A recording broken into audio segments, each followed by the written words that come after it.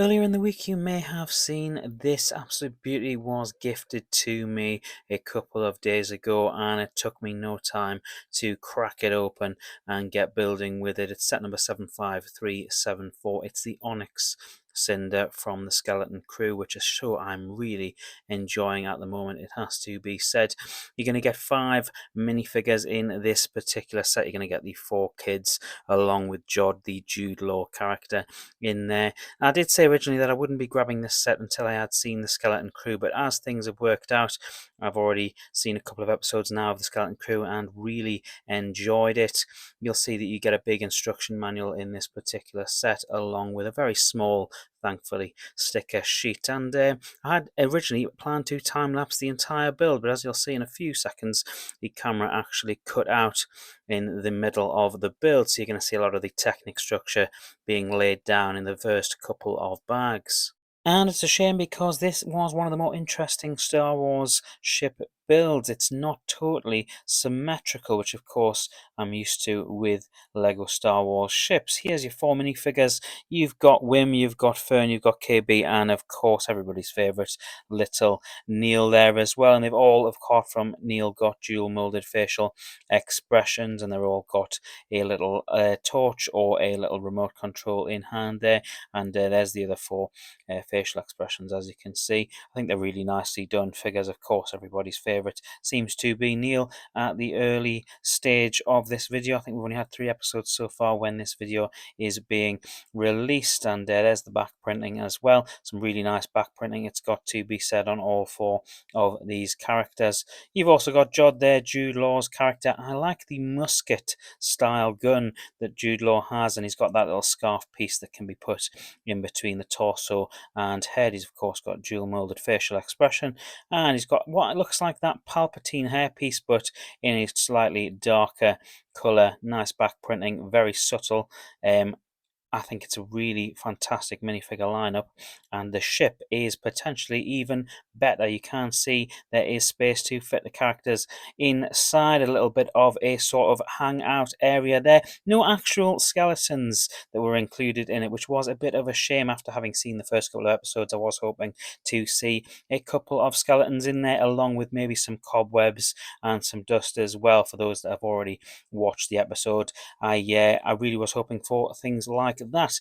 The ship itself can be folded away and put back together, and as I said, and you can see it from the guns on the front there, not entirely symmetrical, this particular ship, which I actually quite like, and you can see the stud shooters on either side as well. Let me close up both sides for you to take a little look at, and you can see that little turret gun on the side there. That is not replicated on the other side, another example of it not being symmetrical.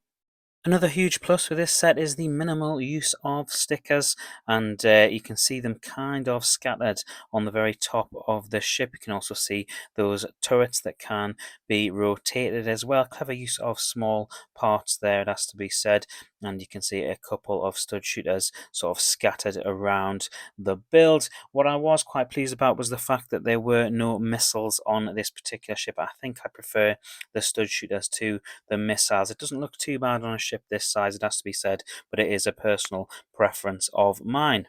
This ship generally was an absolute pleasure to build. It was quite a simplistic build once you got past the technic pieces, and really enjoyable to do. I think this ship is going to sell very, very well, possibly around the Christmas time, and definitely in 2025 when we've seen more of the Skeleton Crew.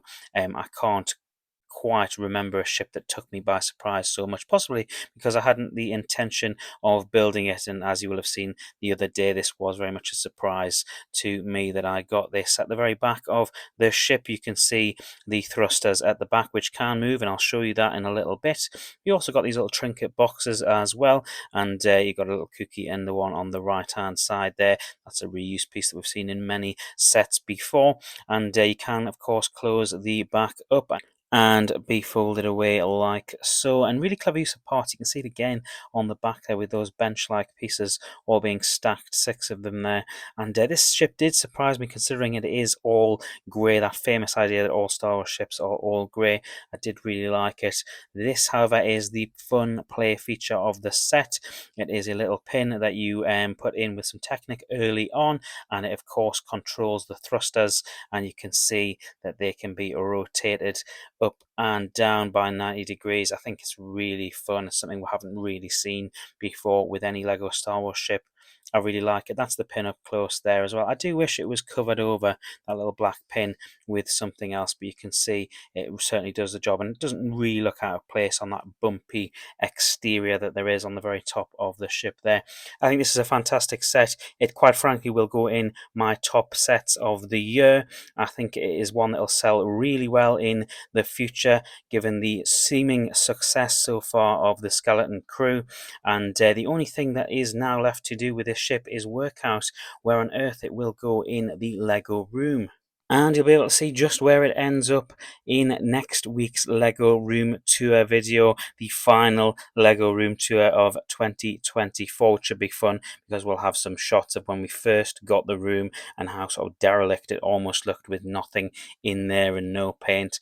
That'll be an exciting video. Make sure you look out for that next week on the channel. And make sure you stay tuned, as we've got more days of backlog coming in the build up to Christmas. So stay tuned, have an awesome and a nerdy week, and I will see you in the very next video.